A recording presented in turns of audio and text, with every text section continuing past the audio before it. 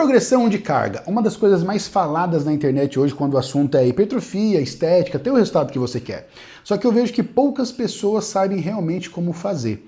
Eu vejo muita gente confundindo progressão de carga com progressão do peso, amplitude, repetições, dizendo que volume é dose de resposta para hipertrofia, quando na verdade não é bem assim que funciona. Eu conheço, e você também conhece provavelmente, pessoas que estão há 6 meses, 1 ano na academia e estão iguais, às vezes até um pouco pior, porque a pessoa começou a treinar, ouviu dizer que tem que comer mais para ter hipertrofia, ela come mais, esse a mais vira excesso, acaba virando gordura, por ela não saber progredir carga bem feito. E aí ela acha que é a genética, se frustra, ou seja, acaba não tendo resultado porque ela ainda não entendeu que existem 5 formas de progredir carga. E eu vou mostrar elas para vocês hoje, tá bom? Aqui vocês vão ter 1 ano inteiro, tranquilamente, para progredir carga sem ter estagnação. Então, vou abrir a tela com vocês, porque essa aula vai estar porrada, viu? Vamos lá, galera. Primeiro, tá? Progressão de carga. Quando a gente fala disso, existem alguns pilares. Eu trouxe para vocês o método que eu utilizo, né, que eu testei isso ao longo do tempo e vi nesse método uma forma muito mais sustentável, saudável, segura de você progredir cargas sem estagnar, né? Então existe uma ordem, existe uma sequência. E qual que é essa sequência, né? Então, para progredir carga a gente tem o quê? Primeiro, aumento pelo peso. Segundo, aumento pelas repetições. Terceiro, aumento pelo intervalo. Quarto, aumento pela frequência. Quinto, aumento pelo volume de séries. Essa estrutura de progressão de carga é a mais interessante que eu vi ao longo do tempo para te dar o resultado que você quer, evitando estagnação. Por quê? Existe uma metodologia, né, por trás dessa ordem e eu vou explicar para vocês. Primeiro, sempre comece com o peso, buscando o ganho de força. O ganho de força, pessoal, a força em si, né, é uma capacidade que todo mundo deveria produzir, buscar e ganhar ao longo do tempo, porque isso te traz longevidade, saúde, né? Então, lembrando, o ganho de força ele te ajuda não só no curto, mas também no longo prazo, porque quanto mais força você tem, maior o peso que você desloca. Deslocando mais ou maior o peso, mais hipertrofia você vai ter, de forma natural. Então, o ganho de força é essencial e ele deve ser o primeiro requisito do teu treino. Depois, sustente o peso subindo as repetições. Depois que você ganhou essa força, né, produziu e ganhou essa força, agora a gente vai ter que testar essa força para ver se você ainda consegue dominar a técnica, o controle, né, a questão da ativação com um pouco mais de volume, tempo sob tensão, estímulos de forma mais profunda. Então, ganhei força, agora eu vou testar para ver se eu consigo sustentar essa força, mantendo técnica, controle, né, a questão da manipulação ali, para mim poder sustentar essa força que eu ganhei, né? Então, primeiro você ganha, depois você sustenta. Como você sustenta? Aumentando o número de repetições. Depois disso, a gente tem a terceira parte que é pelo intervalo. E aqui eu até frisei, sacrifique o volume pela intensidade. Ou seja, o que isso quer dizer? Se você chegou num ponto onde você não consegue mais aumentar o peso nem as repetições, você pode dar 30 a 40 segundos a mais de intervalo por série. Isso já vai ser suficiente para você se recuperar mais, se conectar mais ali, para produzir mais força aumentando o peso ou sustentando essa força aumentando o volume de repetições. Só que o que acontece? Muitas vezes você tem um tempo contado na academia, então você não pode aumentar o seu tempo de intervalo. Então, sei lá, supondo que você dê 1 minuto de intervalo, você não pode dar 1 minuto e meio, 2, porque senão vai passar do tempo, você não vai conseguir fazer. Então, o que você pode ter como alternativa?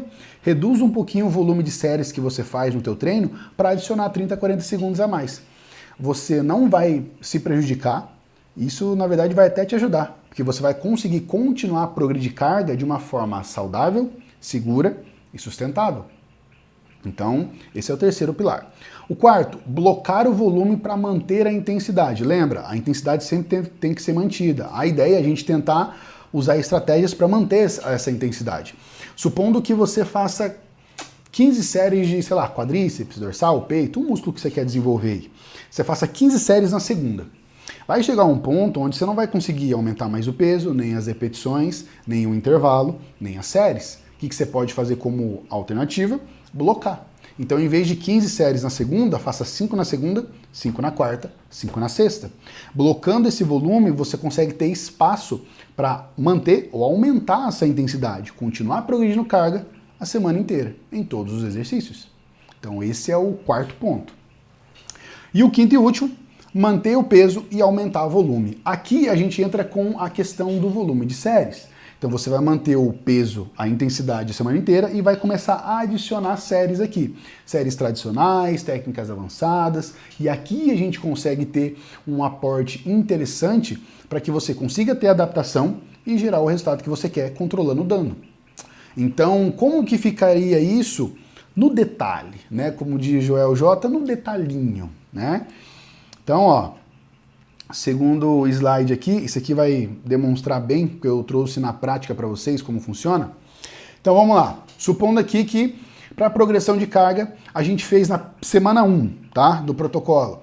Fizemos ali 3 séries de 10 repetições com 100 kg no agachamento. Coloquei agachamento aqui porque é um exemplo comum, mas você pode colocar qualquer outro exemplo aí, tá?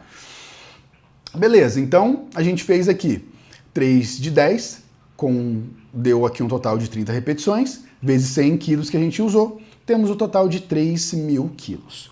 Para a progressão de carga, é esse cálculo que a gente tem que fazer. O volume de séries, vezes o volume de repetições, vezes o peso utilizado. Vai dar o que a gente chama de volume load, que é o volume de carga total que a gente conseguiu fazer, que no caso aqui do exemplo, 3.000 quilos. Ok, isso foi feito na semana 1. Na semana 2, a gente precisa progredir isso aqui. E como que a gente faz para progredir? Agora a gente vem na prática com os 5 pilares do método ali em cima. Então, primeiro, modelo 1, pelo peso. A gente tem aqui, fez lá 3 de 10, só que agora a gente vai fazer com 105 quilos. A gente vai aumentar 5 quilos nesse agachamento. 2,5 de um lado, 2,5 do outro. Beleza.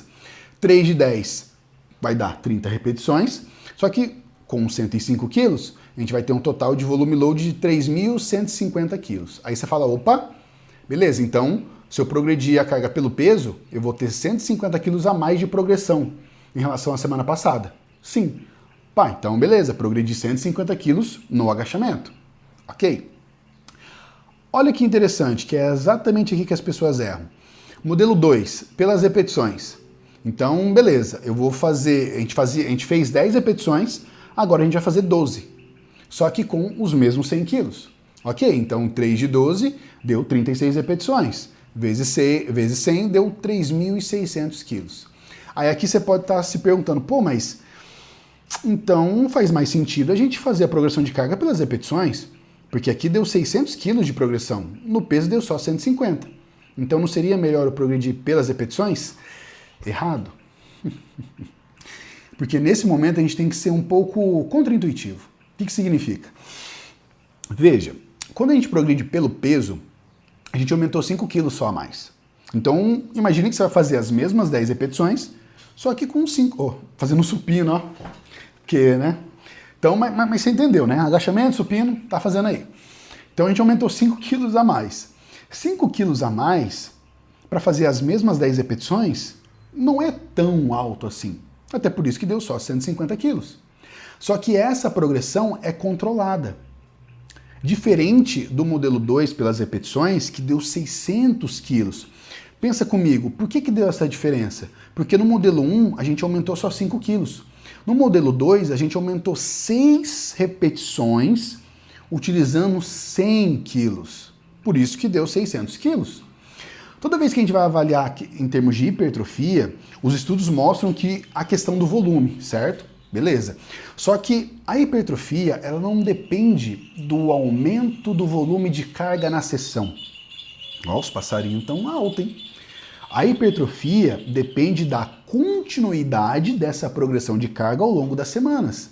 Então, se você faz, por exemplo, 600 quilos a mais nessa semana, você vai ter que fazer mais do que isso na outra semana. Você não vai poder voltar, porque se você volta, você está perdendo estímulo. Por isso que a hipertrofia é progressão de carga contínua, não só na sessão. Toda vez que a gente vai fazer estudos sobre hipertrofia, a gente não avalia só o volume, a gente avalia o dano. Porque o dano muscular, a fadiga, a falha, estimulam aquela dor tardia que se você não conseguir se recuperar para o próximo treino, você não consegue progredir. Então, eu até coloquei esse X aqui, né? O que determina então a gente progredir a carga pelo peso ou repetições? O nível de fadiga. No modelo 1, o nível de fadiga vai ser menor. Por quê? Porque foram só 150 quilos. Você manteve a técnica, o controle, você dominou o exercício, progrediu carga, estimulou a hipertrofia e estimulou o ganho de força. De maneira controlada, porque você controlou a fadiga. No modelo 2, você extrapolou. Você, de uma semana para outra, aumentou 600 quilos.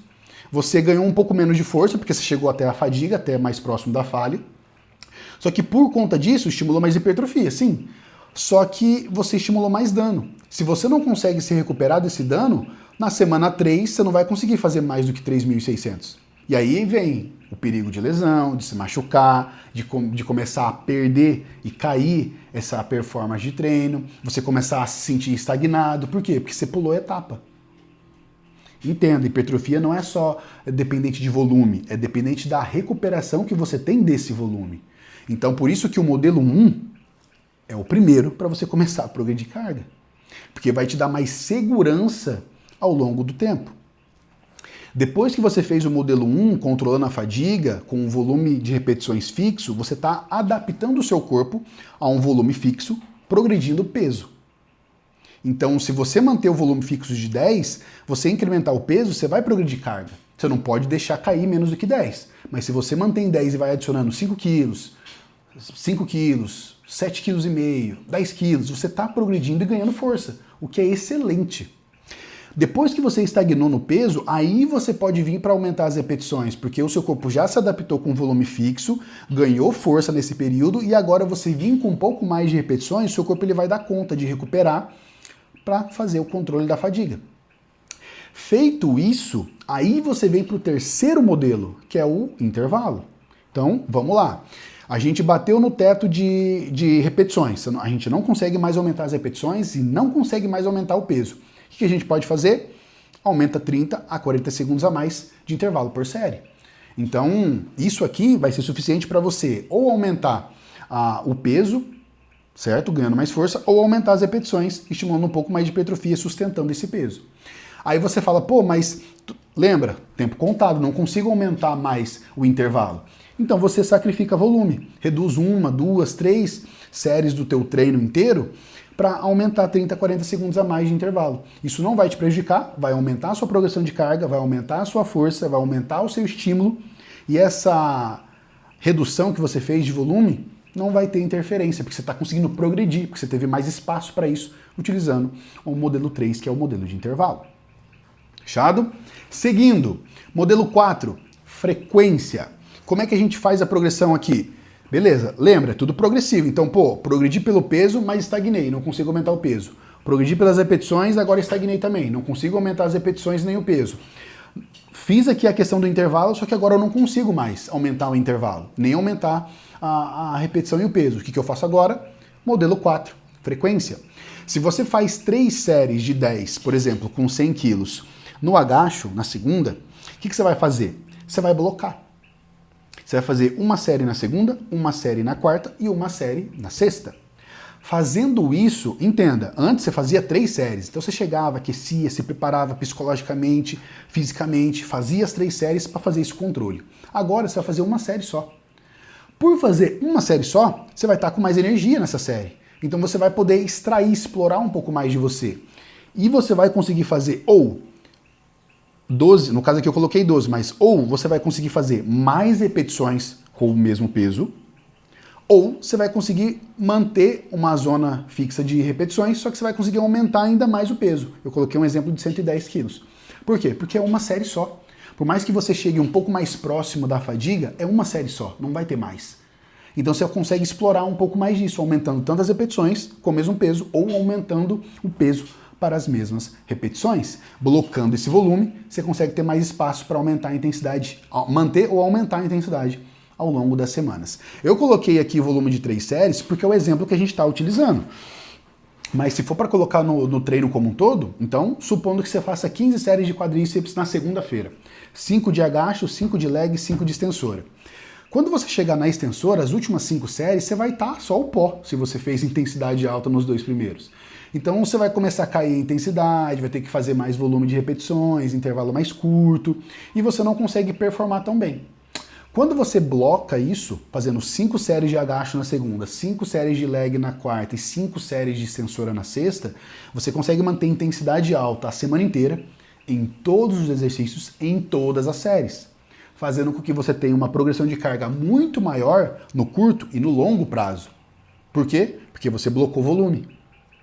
Entendeu? Então, entenda que isso aqui é uma forma muito interessante de você, de novo, tirar qualquer tipo de possibilidade de estagnação, certo? Então esse é o modelo 4. E por último nós temos o modelo 5, que é o modelo de volume de séries. Por que eu deixei esse modelo por último? Porque, pensa bem, numa semana você faz 3 de 10 com 100, 3.000 quilos. Na outra semana você faz 4 de 10 com 100 quilos, 4.000 quilos. De uma semana para outra você aumentou 1.000 quilos. Na outra semana você vai ter que aumentar muito mais do que 1.000 quilos para continuar progredindo. E é aqui que está o pulo do gato. Esse modelo é o último modelo que você deve utilizar, porque quando você faz essa progressão, o seu corpo ele tem que estar preparado para isso. E via de regra, a maior parte das pessoas erram justamente aqui. Então como que a pessoa começa? A pessoa fez a semana 1, beleza? Aí na semana 2, ela começa direto pelo modelo 2, aumentar a progressão pelo número de repetições. Ou seja, ela pulou o modelo 1, já caiu direto no 2. Fez aqui 2, 3 semanas, ela pula o 3, pula o 4 e cai direto no 5, aumentando o volume de séries. E aqui entra fazendo bisset, trisset, técnicas avançadas, uma pessoa que acabou de começar os treinos.